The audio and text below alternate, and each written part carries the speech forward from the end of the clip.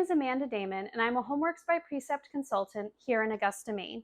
Today, we're going to take a look at the Logos Science Kit for Exploring Science 5th edition. There are other editions of the Logos Science Kit available, so when you do order your kit, you will want to make sure that you get the correct edition that matches the current course that you have. When you first get your kit and you open it up, you're going to have some brown packing paper. It is force of habit, I think, for a lot of us to just take this and throw it away. This is actually something that you will need. It is a material that is going to be used in a future science lab, so make sure that you do keep this. You will also have a note saying exactly that on your paperwork on the inside. So just make sure that you keep that brown packing paper, as well as there is some bubble wrap in there as well. Now let's take a look at what else comes in your box. The next thing that we have is you will have a student letter and an addendum, which we will take a look at that in a minute. Here we have some different types of paper that's needed. One thing that you will notice is a lot of the smaller materials will be in Ziploc bags, and they will be labeled with the items that are in that bag. So that makes it a lot easier for trying to find your materials as you are looking for them in the box.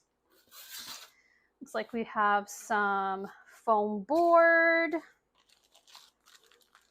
We have some carpet blocks, different types of soil, and some markers. There's a lot of material in these boxes, which is really, really nice. You don't have to go and search online or anywhere to find all these different types of materials. They are included for you. We have some copper strips, some washers, cornstarch, yeast. Again, these are labeled really well to help you find the materials that you need. We have a little beaker.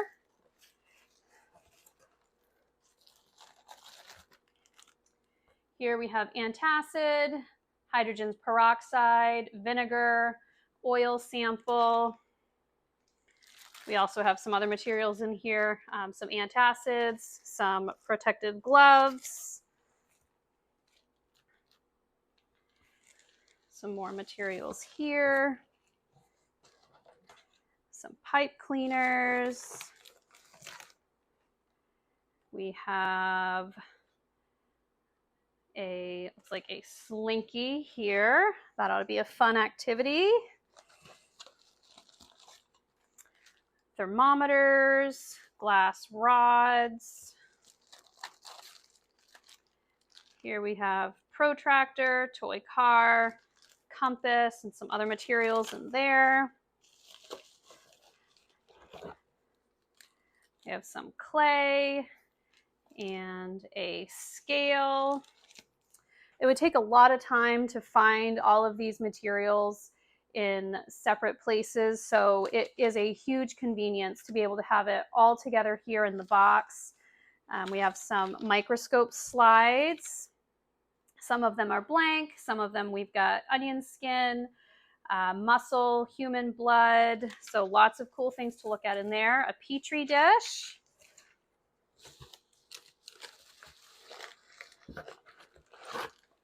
Some sand that we will need for an activity. We've actually got a few different types of sand here.